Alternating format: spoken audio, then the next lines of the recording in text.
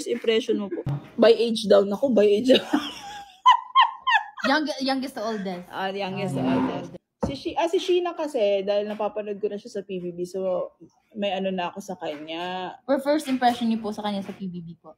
Sa PBB, wala ko supladita si Sheena. Totoo? Oo. Totoo? May ganun kasi siya eh. Pero tumawa siya sa isang joke ko nung train. Ano na yun? Pero Nagbago agad. Nag-switch agad. Tapos yun. Actually, first impression ko kay Sheena, parang, baka hindi ko namamansin. Oo, parang gano'n. Pero, lukaret pala talaga siya. Joanna. Si Joanna, akala ko seryoso. Akala ko nga mahinhin. Akala ko talaga siya yung... Ba't parang galit ka? Kasi parang that time, nung first day ko, lalapitin ko. Sige, makipag-usap ako kay Joanna. Tapos siya yung parang tinatanong, ano na, ilang gano'n na kayo katagal dito, mga ginagawa yun. Tapos daw siya magsagot parang, minsan nagagagawa. Ganon, basta doon mahihin ka. Mahinto. Parang ano yung mabait sa grupo, ganon. True. Hindi makabasag pinggan. Tapos nagulat na lang ako siya yung inaano lagi ni Coach Macho na, Joanna, mag-split ka. Joanna, mag-ano ka. Next, si Micaela. Si Micaela Janalim. Akala ko rin supladita dahil sa makapal niyang kilay. Tapos Inglesera po si girl. Oo nga. Konyo ka, girl. Si Stakaru sobrang niyang tahimik. Oo. Oo. Hindi ko din in-expect si Staku, tapos may tawa pa siyang... Oo, hindi ko in-expect na ganyan pala si Princess.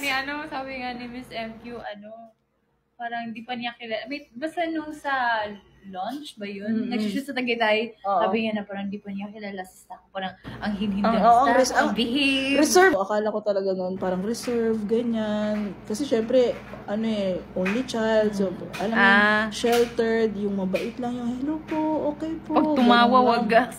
Diyos ko, Lord. Gwendolyn naman, yun din, isa rin yan sa tahimik. Tapos napanood ko ngayon sa PBB yung tinapay. Hindi ko alam yan. Ano ba yan? No, kasi yung parang sabi, dun sa, na-accuse siya na kumuha siya ng extra bread. Extra egg. Extra bread and extra egg. Tapos alam niyo ba yan si Gwendolyn? Yung bigla-bigla na lang yan. Siya yung yung random na, hi, Miss Charles! Si Maloysi talaga yung yung super friendly. Siya yung unang nung dating ko pinakilala ko sa kanila. Siya talaga yung, hello po! Ganun, hello po! With her full bangs. Grabe bang si Maloy. Kalimutan na po natin yung okay na po yung pagkakilala natin. Wala lang po yung bangs. With her full bangs. Naisip niya sa akin. With her full bangs. Wala ka na ba talagang bangs na ngayon? No, full bangs na ganun and puffy chicks. Si kulit ang una ko rin tingin sa kanya, mataray. Ako si Jo. Ay, ikaw na? Okay, bye guys. Let's end this live na. It's 11:32. Si Aya. Sino si Aya? Si Aya yung hindi ko siya makakasundo. Totoo ba? Bakit po? Wala, para lang controversial. Yung last Ganun pala. If you want to know... Si Mika.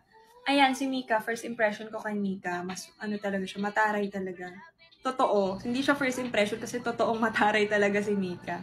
In a good way. Like, alam mo yun, yung parang wala siyang pake. Ganun. Ganun yung vibe niya. Parang, ganun. Kahit lambingin mo siya, kahit maging clingy ka sa kanya, wala siyang pake sa'yo. Pero, deep inside her heart, she cares and she loves you. And, mukha lang, hindi lang talaga siya expressive na tao. Pero, alam mo sa kanya na may care siya sa'yo. And, soft talaga yung, pagdating kay Mika, iba talaga yung ko. Sobrang, soft talaga yung puso ko for Mix. Naiyak na tuloy ako kasi namimiss ko na si Mika. Parang tagal na kasi namin hindi nagsama. Tapos, ewan ko, sobrang namimiss ko na talaga si... Charot lang. Ayun. Kaya sa mga una ring feeling ko talaga maraming tao yung takot kay Mix kasi sa features ng mukha niya. Yung yung mata niya, sobrang nakakatakot. Yung kilay niya, nakakatakot. Pero, mabait si Mika. Sabi rin ng tita ko, mabait daw si Mix. Kaya kapag naiwan ako sa US, sabi ko gusto ko si Mika yung kasama ko kasi feeling ko ipagtatanggol niya ako. Oh, sorry guys. I'm not promoting Mixie, okay? I'm just sobrang bait lang talaga ni Mix. Kaya I love her.